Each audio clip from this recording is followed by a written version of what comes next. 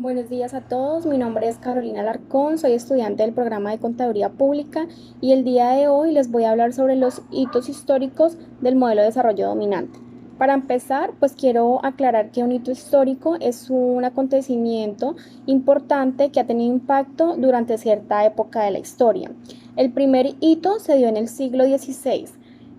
Aquí en este siglo se dio la época del descubrimiento, donde los países dominantes creaban las periferias alrededor de las potencias. Estas potencias eran llamadas centros o metrópolis. Aquí se dio una división, fue donde se crearon los países ricos y los países pobres. Esto implica que hubo una segregación entre los países civilizados y los países bárbaros. El segundo hito histórico fue en el siglo XIX, donde hubo la instauración de las primeras repúblicas liberales. La clase dominante tenía la facilidad de manejar a los a las razas más vulnerables como los negros, los mestizos, los indios. Estos eran sometidos a trabajos muy duros con el fin de beneficiar a estas grandes potencias, a estas grandes civilizaciones. En el año 1533 se dio el Tratado de Tordesillas. Este tratado fue firmado entre la maquinaria de España y Portugal. Pues en este tratado se divide un nuevo mundo en un paralelo, ya que los países vulnerables tenían que enviar a las potencias todo su materia prima y las potencias las transformaban, después las enviaban a estos países más vulnerables para que ellos obligatoriamente tuvieran que comprarlas a un costo exageradamente elevado. La civilización no aguantó tanta presión, que es aquí cuando se genera la revolución industrial. En el año 1919, el Tratado de Versalles fue un tratado de paz que se firmó después de la Primera Guerra Mundial.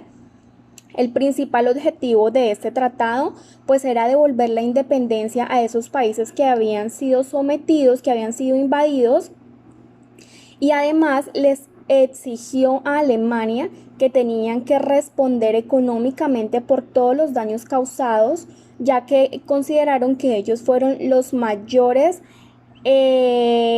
implicados en que se hubiera desatado esa guerra.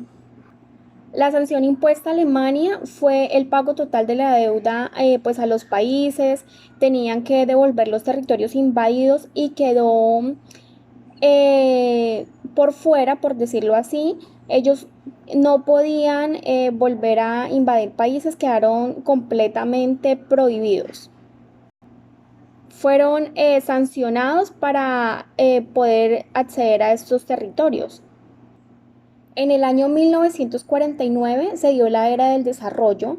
El presidente Truman planteó la necesidad de implementar políticas de desarrollo para que los países menos avanzados fueran favorecidos y pudieran alcanzar el estándar económico y cultural del occidente.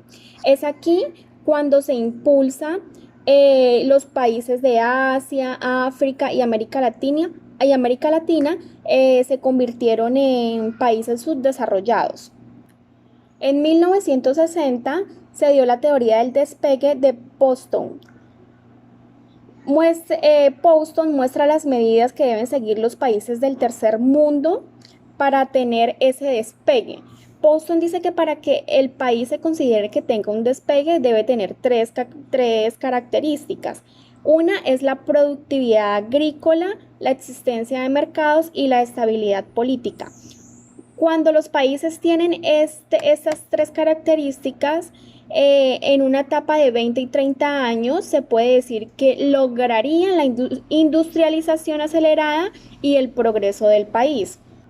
En el año 2003, el Banco Mundial ilustró que los países ricos y los países pobres tenían una diferencia de desarrollo, por lo tanto, esta diferencia era reflejada en la cuestión de recibir los recursos. Un ejemplo es en el tema de la salud, ya que los países ricos recibían $27.000 y los países pobres solamente reciben $29.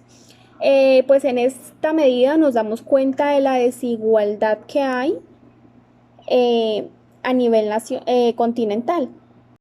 Llegamos al mercado total donde todo lo que se compra, todo se vende. Los bienes se privatizan y dejan de ser bienes públicos. Para terminar, voy a hacer una reflexión.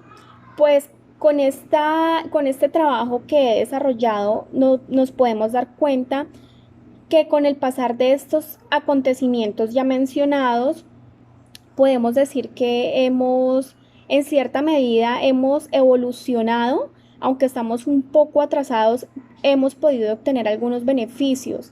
En cuestión, pues, de las mujeres, tenemos derecho al voto, tenemos mayores privilegios. Y en cuestión de la Iglesia y del Papa Juan Pablo, hay que resaltar la labor que tiene la Iglesia, porque la Iglesia siempre interviene en estos conflictos que han habido.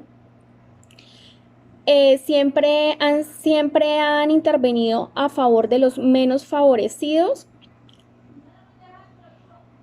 La Iglesia ha tenido un tono profético de implicaciones reales en el tejido social del contexto mundial. Esto es muy importante, ya que la Iglesia pues siempre está ahí como de intermediaria, tratando de lidiar, pidiendo por las personas que están ahí, por la salud, por el bienestar. Entonces pues es algo muy importante y hay que resaltarlo.